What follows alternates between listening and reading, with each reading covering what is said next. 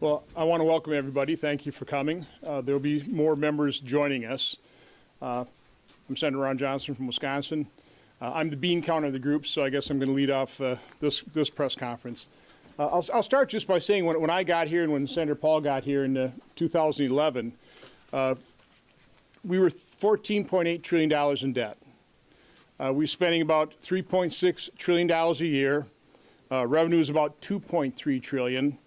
That obviously shows a $1.3 trillion deficit. Right now, today, currently, we're about $31.5 trillion in debt. We've doubled that over the course. Now, I don't think we're to blame, but it happened while we were here, and we didn't like it at all.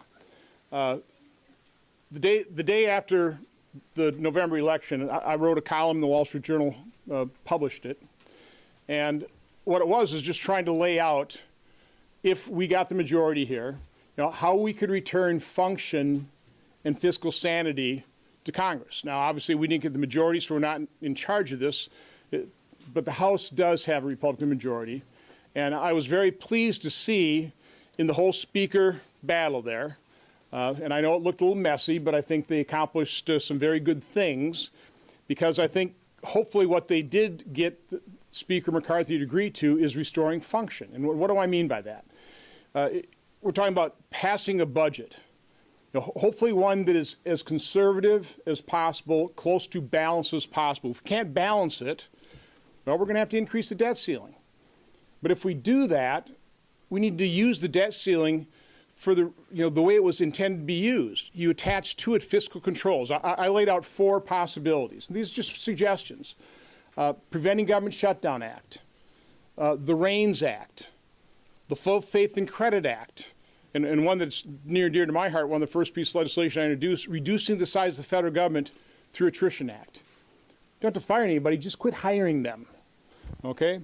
But anyway, that kind of laid that, and then also just talk about, not talk about, but then bring up, use that budget process to bring up individual appropriation bills. Now, why is that important? First of all, you understand the dysfunction in passing these massive omnibus spending bills 2, 3, 4 months into a fiscal year, thousands of pages, nobody reads them, and it just gets passed. Individual appropriation bills, they'll still be massive, but we'll be able to focus on the particular department. We'll be able to do greater oversight. Because part of the problem we have is we just never look at the numbers. And I've got the chart over here.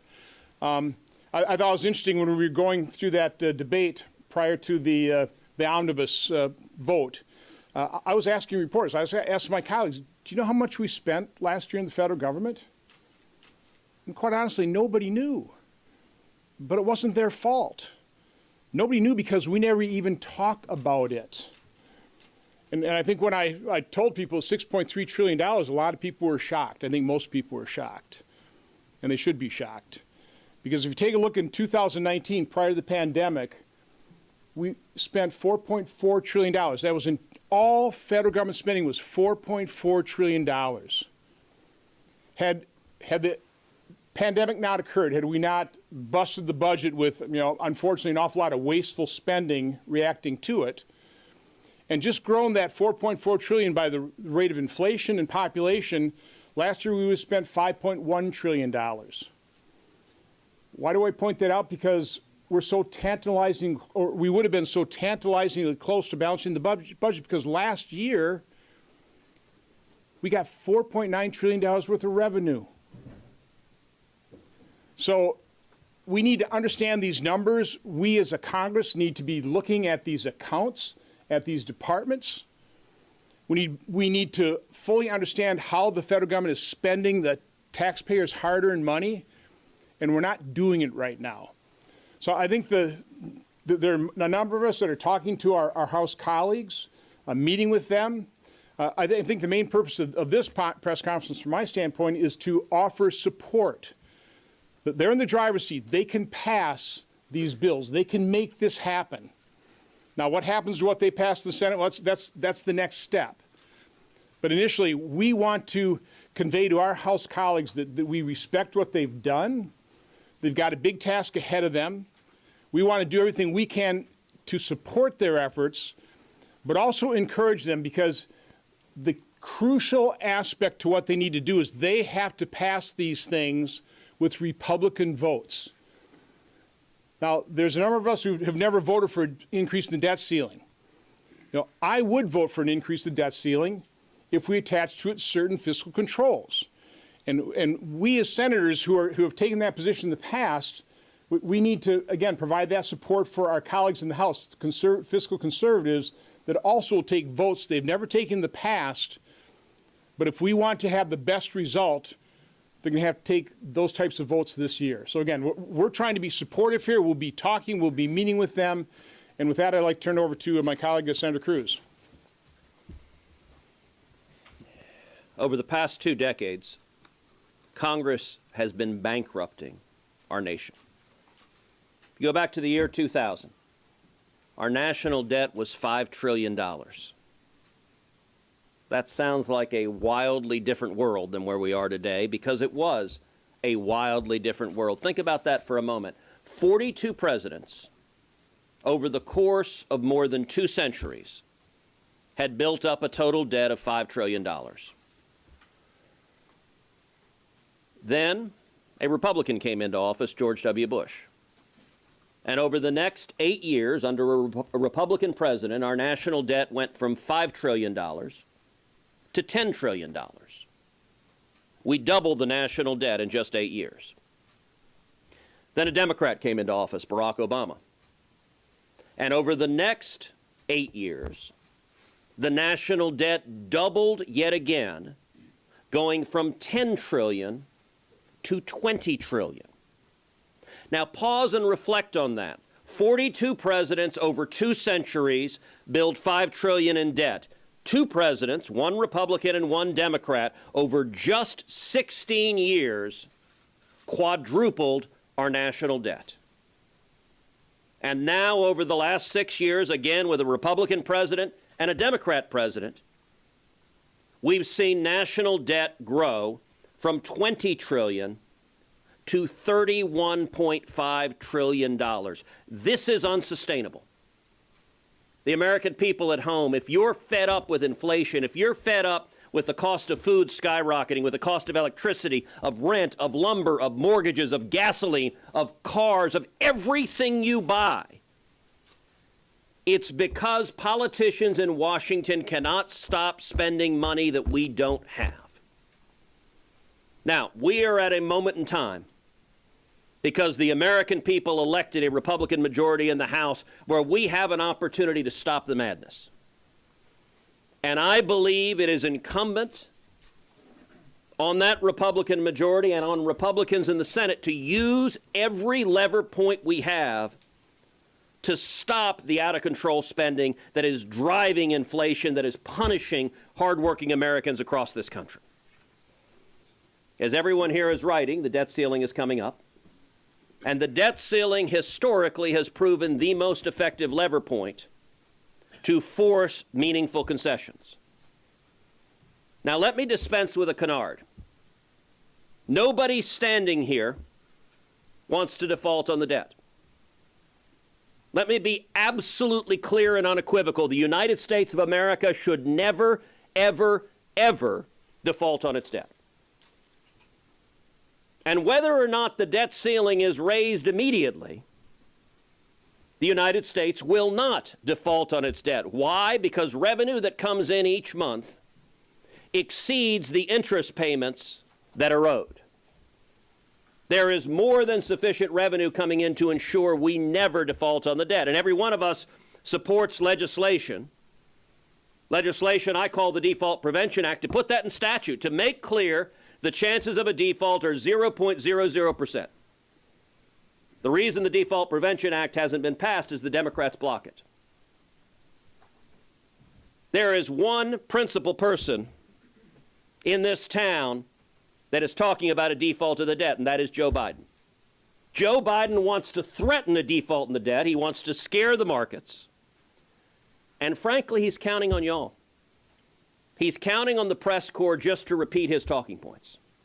He's counting on the press corps just to say, those crazy Republicans want to default on the debt. That is false. And if you write that in your stories, you are simply repeating partisan talking points from the White House. Historically, the debt ceiling has proven incredibly effective. In 2011, by standing strong on the debt ceiling, the Republican majority in the House forced passage of the Budget Control Act, the most significant constraint in federal spending in modern times. When I arrived here in 2013, Republican leadership was crowing about the great fiscal responsibility they saw because of the Budget Control Act. And then they turned around and abandoned it a couple of years later. You go back before that, Graham Rudman, the most significant structural restraint on spending, passed because Congress held up the debt ceiling and used its leverage to force those reforms. And so I'm going to urge the members of the press, as this fight plays out, report it accurately. The rules of the Republican conference provide not that we will never raise the debt ceiling. It is not my position that we will never raise the debt ceiling. Rather, what the rules say is we will use the debt ceiling as leverage to force real and meaningful structural reforms to fix the underlying problem. It doesn't have to be a total solution for everything, but it has to be real and meaningful progress. And I will point out those rules that were written in the rules, I wrote them alongside the other senators who are standing up here today. That is the official position of the Republican conference. So we're going to see lots of fireworks. We're going to see lots of drama. We're going to see lots of Democrats. By the way, Joe Biden's position is facially unreasonable and ridiculous. Here's Joe Biden's position. I refuse to negotiate anything. That's what he's telling you. I don't care that there's a Republican majority. I don't care that we're bankrupting the country. I don't care that there's inflation ravaging this country. I, Joe Biden, will negotiate nothing. To hell with you. Let's default. That's Joe Biden's position. And on its face, it is objectively unreasonable. The reason he can take that objectively unreasonable position is because he believes the press will protect him.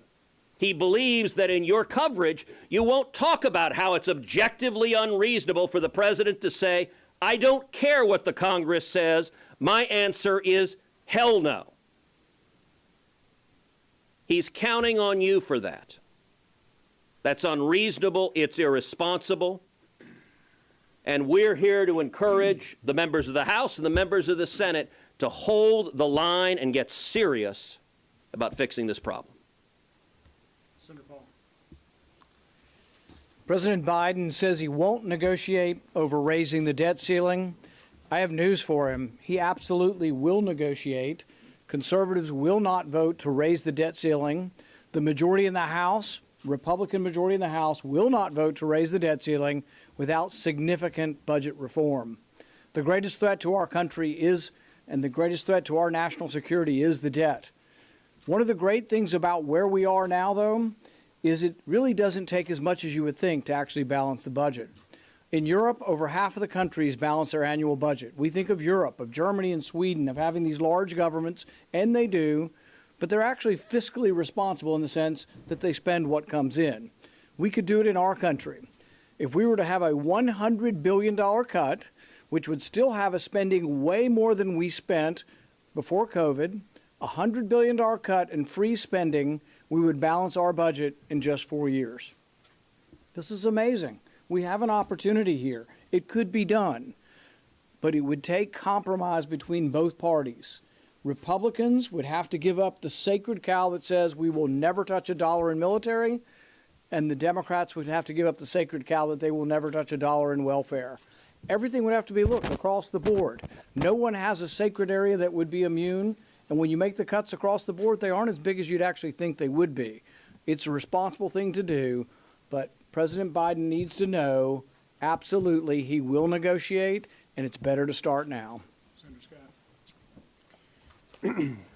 First, I want to thank the House. There's a lot of things the House has done in the last 3 weeks to do exactly what they campaigned on. And my goal is that the Senate start doing the exact same thing. We have a Republican Party out around the country. We need to have a Republican Party here, and Republicans need to stop caving. With regard to the debt ceiling, the far left, the big government crowd, and Wall Street tell you all the time, they put out all the time, you have to spend more money, run up more debt, and raise taxes. And if you ever say that you need to stop, then they say the world will end and we'll have plagues that even Moses would flinch at. It is a complete lie. We can balance the budget, right? Our states do it, countries do it. Now, if we don't balance the budget, who makes money? Well, DC bureaucrats do really well. The people that make money off of government, they do really well. Wall Street sells a whole bunch more bonds, they do really well. The rich are going to continue to get richer. And guess what happens to the American public? Their mortgage rates go up, their credit card interest rates go up, eggs cost more, meat costs more, and the average American is paying for all this. Now, I did this. I did this when I was governor. I walked in with a $4 billion budget deficit, and the same thing happened. If you don't spend more money, borrow more money, Florida had borrowed a net additional $1 billion a year for 20 straight years, and they were going into default on their debt. We balanced the budget. We actually cut taxes. And in 8 years, we grew our economy, I think, by over 20%, and we added 1.7 million jobs. This is all doable, and if we don't, when anyone that goes to the grocery store this week, you can blame everybody in D.C. that's not willing to live within our means for your interest rates going up and the cost of your eggs and meat going up. Senator Brown. So you heard Senator Cruz talk about how quickly we got into this pickle, basically just a little over 20 years, which gives you a little bit of extrapolate that into the future. And the only politician who's had the nerve to put a budget out has been from the President, Biden. So he, unapologetic about it, shows us from this $31 trillion we're in debt, taking all of us to $45 trillion in just 10 years. And that's way under the mark because interest rates have gone up 4 percentage points by the Fed here recently. So a couple of little fun facts. You remember before Christmas I asked a reporter to tell me what 1% of 30 trillion was? Anybody remember that? Remember, it wasn't easy to come up with it, and the first guess was 300 million. Well, it's 300 billion. The numbers I just gave you in terms of what Biden is unapologetically and brazenly saying for the future of our country, 45 trillion in debt, doesn't take into consideration the interest cost and the crowding out. And the reason I want you to know what 1% of 30 trillion is, take 4% of 30 trillion. That's the interest that's going to get priced in to the cost of carrying this debt. You do the math with what we're currently paying in interest, that's as much interest as we just spent on that monstrosity of an omnibus bill that just went through the door at 1.7 trillion. And these are numbers for future generations. You ought to just think, what the heck is going on? Who is running the show? And the other thing Senator Cruz said, it's been an equal opportunity endeavor between Democrats and Republicans, because the folks that have been running the place have been looting the place in the sense that, sure, with the printing press in the basement, with a credit card that you can swipe year after year, any knucklehead could do that. And really, knuckleheads have been getting us into the place we are now. And remember the numbers. The numbers always rule in the long run. The heavy weight of that burden will be unescapable, and it'll be painful if you don't do what Senator Paul talked about. Exercise a little political discipline and will. Quit trying to please everyone, and that means defense and domestic, and maybe you'll get the ship turned in the right direction. Senator Lee.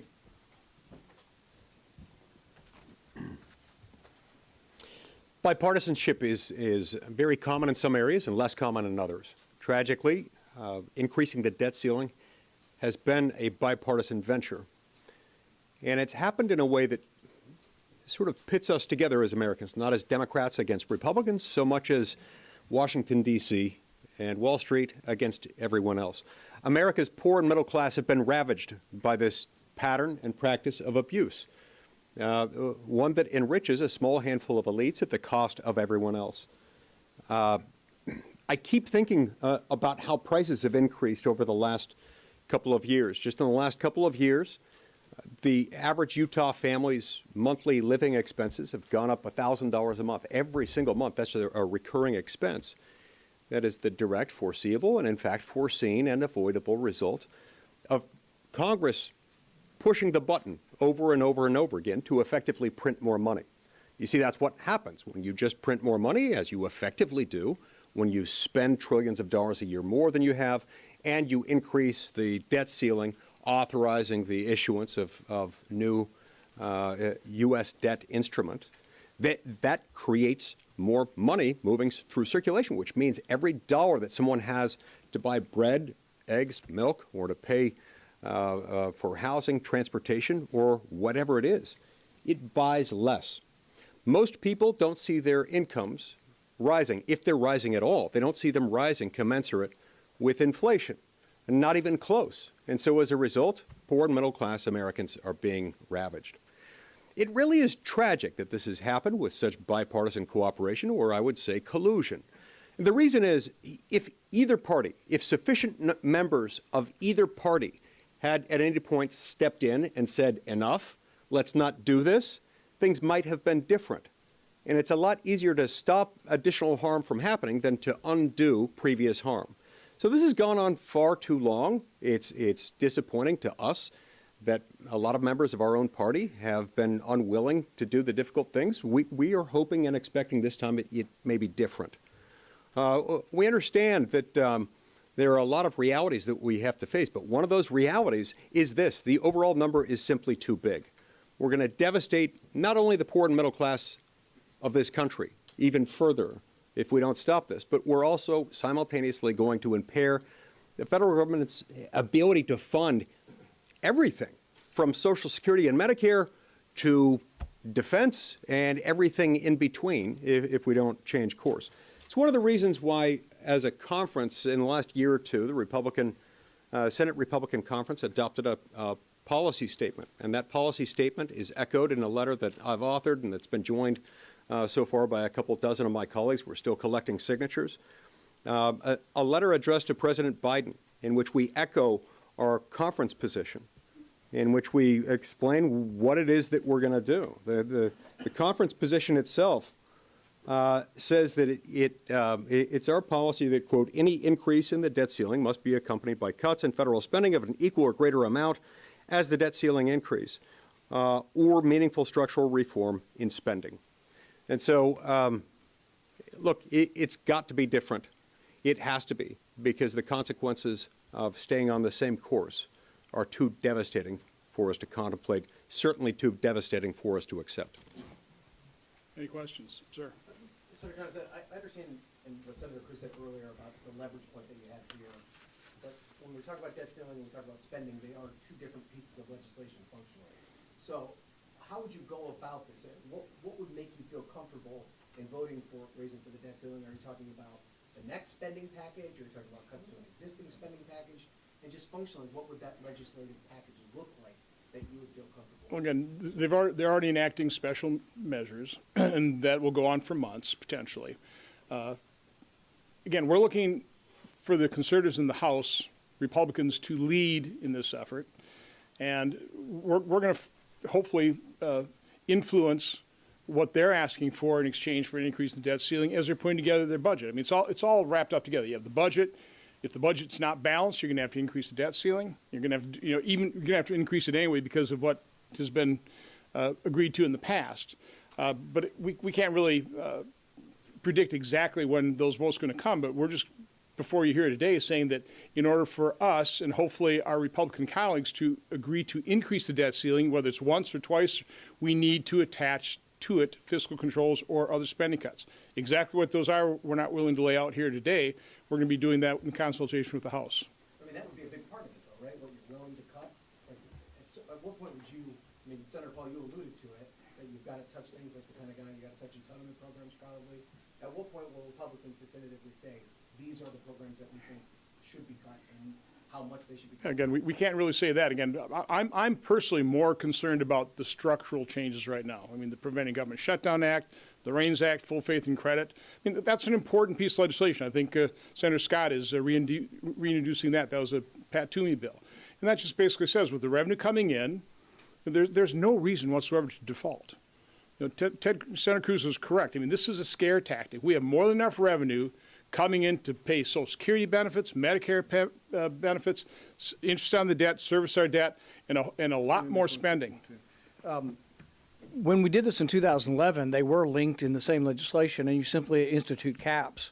So if you put caps on numbers, then it's determined by the different committees where exactly they will cut, and that takes time to get up with each individual things. But there's no reason why raising the debt ceiling can't have spending caps or limitations on spending in the same bill. I want to say one thing, too, on that. So recently, did you hear the news where the Pentagon did an audit of its assets? It probably didn't even hit the radar. So they've got $3.5 trillion in assets between equipment and materiel. And they did an audit and can find only 39% of them. Imagine that, of what you own in a household or a business. So the point in terms of how it works is you get the structure in place, you talk about caps, and yes, it's going to have to come from both ends of the ledger in terms of how you do it. I always say in running a business, which I did for 37 years, a couple others did it for a long time as a career, you're going to say you had to just cut 1%, like the penny plan.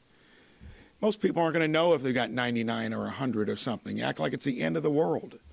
It's easy to do. Back when businesses went through the downturn in 08 and 09, they were having to make much larger cuts than that to survive.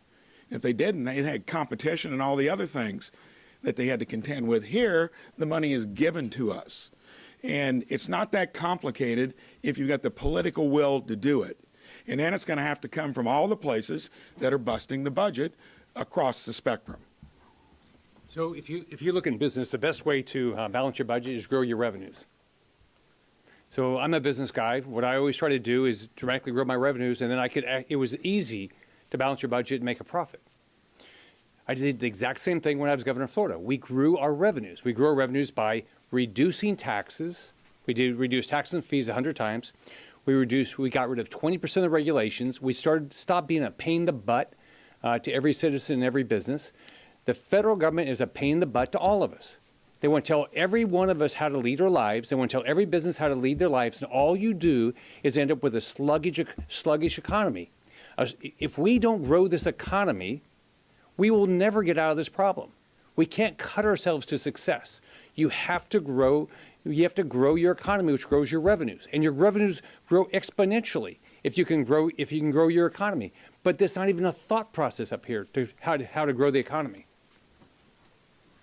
One of the biggest things that we're hearing from Democrats is that Republicans want to cut Social Security and Medicare. Is that something you support? That's a total lie. We've been hearing, campaigning. I heard that through 3 campaigns. I've never said that at all. We want to save Social Security, and the way we do it is primarily what Senator Scott was talking about. The number one component of a solution is economic growth, which is why we cut taxes in 2017, moving into 2018, and it worked. Look at how much revenue it's grown over $1 trillion since then, and that is even with the COVID recession. So growing the economy is the number one component, but we still have to be fiscally responsible. And going from $4.4 trillion in spending to over $6 trillion and kind of laying that in as a baseline is grossly irresponsible. And I've got to agree with Senator Brown and Senator Scott. In business, that happens all the time where you're asked to cut your budget 10% and people do it. So the private sector can do it. Why should the government be immune? And if you don't, you get fired. And you know who cut Medicare is the Democrats. They did it in September in their spending bill. They cut $280 billion out of Medicare. So they want to say Republicans want to cut Medicare. None of us support cutting Medicare benefits, but they actually did it. And again, the greatest threat to any of those programs is this massive debt. Again, as Senator Brown said, every 1% increase is another $310 billion. Times 4, $1.3 trillion. That we spend $1.2 trillion a year on Social Security. That's the magnitude of what we're talking about because of this out of control spending and these deficits. Yep. Why is it such a struggle for even a group of conservative senators here to identify what to cut? If you're talking a $30 trillion deficit that you want to eliminate and put the country on a path to a balanced budget, that requires either a lot of cuts or a lot of tax increases, right? Why not lead the way and show Congress how to do it? Well, there have been a number of proposals in terms of doing that, but again, we're going down this process now, step by step. The first one is to pass the budget, which will contemplate those types of cuts. You know, Senator Paul has different proposals. There's a number of ways of doing it, but we need to first get the structural process in place. One quick point. I mean, that's a false argument. That's made all the time by the left-wing media. Oh, you don't point it out. On my Festivus report, which we put out every year, this year was $482 billion worth of waste. Now, I'll give you some examples. They're small, but they added up to $482 billion. The National Science Foundation spent $118,000 studying whether Thanos, who's a Marvel Comics evil overlord and snaps his finger and lightning comes out of his fingers, your tax dollars went to the National Science Foundation to hire a guy to put metal gloves on to snap his fingers to see if you can snap your fingers in metal gloves. $700,000 to see if kids are better coped with pets. $650,000 to study why male parrots like female parrots and how they pursue them. I could go on. You know, I also want to point out, in business, we're the board of directors, okay? You don't go to the manager and say, this is specifically where you're going to cut. You go to them and say, cut your budget 10%. And then you have those managers do it. So you're going to rely on the people in the agencies to do it the best way, but we've got to starve some of these agencies. Senator, do you expect the House Republicans to pass a budget before there's a debt limit deal later this year? And do you think they need to add a fiscal roadmap? And also, you know, can the fiscal reforms you want be achieved through discretionary spending cuts alone, or do some entitlement reforms Well, you know, looked at, whatever they do? Yeah, obviously, you know, my words were distorted by saying, you know, we do need to, if we're going to get ourselves out of this debt hole, we're going to have to look at everything every year. You can't just wall off 70% of the budget and say we're not going to look at it. It's just an automatic pilot. I mean, that is what is driving us into this, you know, debt crisis right now. But in terms of when the House is going to do things, that'll be up to the House. I'm here today to support their efforts and do everything we can to encourage people that have never voted for an appropriation bill or a debt ceiling to say, if we're going to get the best deal possible, you're going to be willing to vote for these things. I'm willing to do it here in the Senate. So, Senator Johnson, who in the House are you talking to? You said you're talking to No, we're talking to conservatives in the House. I'll leave it at that. But are these some of the folks that got concessions from McCarthy during the validating of the speakership? No, the conservatives in the House. We all have relationships in our Yeah. states, too. We're talking to all those. Senator Johnson, since Speaker McCarthy's election, it seems like House Republican leaders have kind of backtracked on this idea of cutting funding to the military. You know, some, like Scalise, have even gone as far as to say that that's not on the table, that's not something that they're going to entertain. So is that something that's acceptable to you? I mean, all of you seem to be on board with the fact that, like, it needs to be on the table. Yeah, but listen, I think you have to look at all spending. I'm making the point, it's a step-by-step process. First of all, you have to understand how much we're spending. People don't even understand that basic. That's what I was pointing out when I was asking that question prior to the omnibus vote. Now, how much we spend annually? Nobody knew. So you have to familiarize yourself with the numbers. You know, we're the board of the directors, and so many of the members of the board have no idea what we spend. They just vote for these omnibus spending bills without ever reading them. That's complete dysfunction. That has to change. Go to Julia So wait. Spectrum and then one more. Speaking of the numbers, because someone asked about raising revenues, I put through a privilege motion, and Rand's done it often, a balanced budget over 10 years in my case.